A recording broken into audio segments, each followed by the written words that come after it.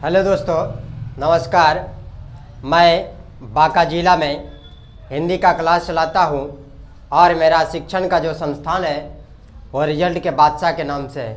दोस्तों, मैं आज आप लोगों को हिंदी ग्रामर पढ़ाने के लिए जा रहा हूँ। तो देखिए, हिंदी ग्रामर के 5 भाग होते हैं। 1, 2, 3, 4 और 5 होते हैं। पहला होता है वर्ण विचार, दूसरा शब्द विचार, तीसरा वाक्य विचार, चौथा चिन्ह विचार और 5वां छंद विचार होता है। साथियों, देखेंगे पहला है मेरा वर्ण विचार, और वर्ण विचार के ही अंतर्गत आता है लेटर आता है, यानी वर्ण। ठीक है, इंग्लिश में से वर्ण को लेटर कहते हैं और हिंदी में वर्ण कहते हैं, और इन्हीं के पाठ से जिसका नाम वर्णमाला भी रखा गया है। तो वर्ण को दूसरे शब्दों में अक्षर भी कहते हैं। तो इंग्लिश में जो लेटर होता है वो 26 होता है, और देवनागरी जो लिपि हम लोगों की हिंदी है वो देवनागरी है, और देवनागरी में लिपि की जो संख्या है वो 47 होती है। और आधुनिक हिंदी वर्णमालाओं में वर्णों की जो कुल संख्या होती है वो 52 होती है। साथियों, देखेंगे कि स्वर वर्ण है कि नहीं, वर्ण को 2 भागों में बांटा गया है, एक स्वर वर्ण तो दूसरा व्यंजन वर्ण। तो स्वर वर्ण इंग्लिश में 5 होते हैं, और हिंदी में 11 और संस्कृत में 13 होते हैं। इस प्रकार से व्यंजन वर्ण इंग्लिश में 19 होता है, और हिंदी में मूल व्यंजन के ये तो 33 होता है। और 33 इसमें 2 एक्स्ट्रा जो जोड़ा जाता है वो ये वाला जोड़ा जाता है और ये वाला, यानी कि ड और ढ को जोड़ करके 35 बना दिया जाता है। तो आधुनिक हिंदी में व्यंजन वर्ण कितना है, तो 33 नहीं 35 है। कितना है, तो 35 है। तो देखेंगे, और W और Y मेरा सेमी वोवेल ही रह जाता है। तो आगे चलेंगे। स्वर वर्ण के हिंदी में, स्वर वर्ण को हिंदी में 4 भेद होते हैं, 1, 2, 3 और 4। पहला है आपका ह्रीश्वर स्वर, दूसरा दीर्घ, तीसरा प्लुत, चौथा संयुक्त होता है। ह्रीश्वर के ह्रीश्वर जो होता है वो 4 होता है, और दीर्घ स्वर जो होता है वो 3 होता है, और प्लुत स्वर जो रहता है वो खाली रहता है, और संयुक्त स्वर जो होता है वो 4 होता है। तो साथियों देखेंगे 4 और 3 कितना हो गया, 7, और 7 यहाँ 0 तो 0 हो गया, 7 हो गया, और 7 4 कितना हो गया, 11। हम इस बात से सही पढ़ रहे हैं। देखेंगे आगे, देखेंगे व्यंजन वर्ण को 2 भागों में बांटा गया। एक है वायु प्रक्षेप की दृष्टि, तो दूसरा है नाद की दृष्टि। तो वायु प्रक्षेप की दृष्टि से व्यंजन वर्ण के 2 भेद होते हैं। तो पहला है आपका अल्पप्राण और दूसरा है आपका महाप्राण। तो अल्पप्राण की संख्या जो होती है वो 20 होती है। अल्पप्राण की संख्या कितनी होती है, तो 20 होती है, और महाप्राण की संख्या 15 होती है। महाप्राण की संख्या 15 होती है। तो अल्पप्राण की पहचान कैसे की जा सकती है, तो देखिए इसका एक नंबर है, और इसका नंबर क्या है, 1, 3 और 5। 1, 3, 5 की सहायता से हम अल्पप्राण की पता लगा सकते हैं। और साथ ही साथ यो, रो, लो, वो, और जो हम बोले थे अभी ड वाला, यानी 3 नंबर वाला 3 पॉइंट है कि नहीं, तो ड वाला मिला करके यानी कि स्पर्श व्यंजन हो गया मेरा 15, 5 दिया 15, और 4 कितना हो गया 19, और ये कितना हो गया 20। यानी टोटल अल्पप्राण की संख्या कितनी है, तो 20 है। उसी प्रकार से देखेंगे कि देखिए महाप्राण जो होता है इसका कोडिंग 2 और 4 होता है, यानी 24 होता है इसका।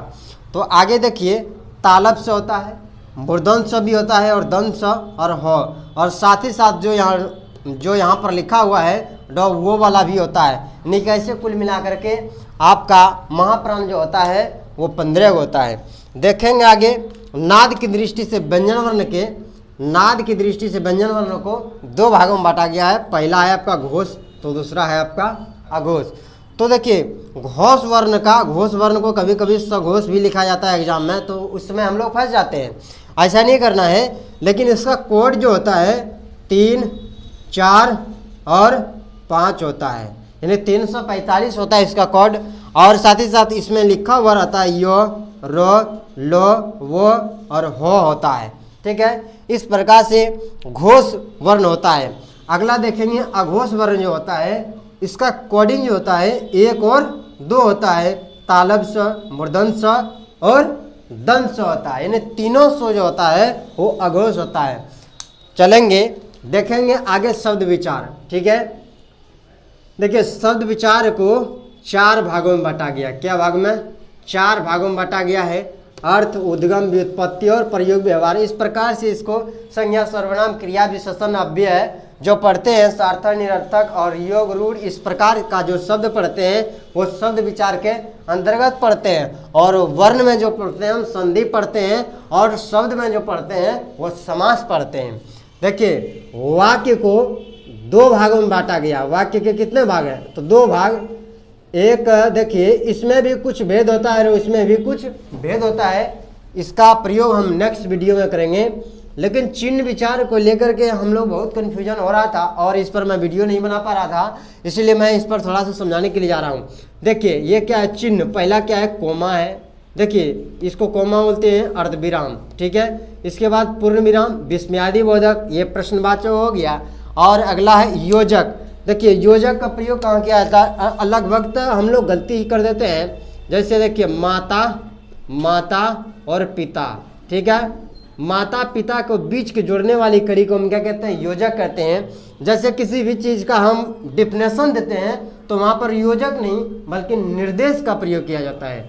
ध्यान रहे, जैसे देखिए बहुत सारे टीचर बोलते हैं कि वर्ण लिख करके डैश दीजिए, तो आप योजक नहीं दे रहे हैं, दे क्या रहे हैं? आप इनको दे रहे हैं, निर्देशक को देते हैं। ठीक है, जैसे ये देखिए ये लाघव चिन्ह, ये कौन सा चिन्ह है? ये 0 टाइप का जो देख रहे हैं ये कौन सा चिन्ह है? तो लाघव चिन्ह है, इसको लाघव चिन्ह कहते हैं।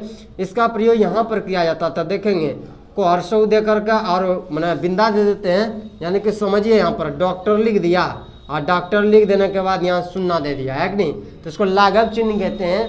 तो आगे देखिए ब्रैकेट यहाँ कई रूप में देखने के लिए मिल रहा है, तो बड़ी छोटी महिला और इस प्रकार से ब्रैकेट का उपयोग किया जाता है। देखिए इंग्लिश वाले मैंने नरेशन में बहुत सारा इसका प्रयोग है। देखिए इन्वर्टेड कोमा इसको बोलते हैं। इन्वर्टेड कोमा इंग्लिश में इसका नाम है और हिंदी में इसका नाम उद्धरण एवं अवतरण चिन्ह है। देखिए जो 5वां इसका भेद था छंद विचार का, तो छंद विचार के ही अंतर्गत आता है पद आता है, कविता आता है, दोहा आता है।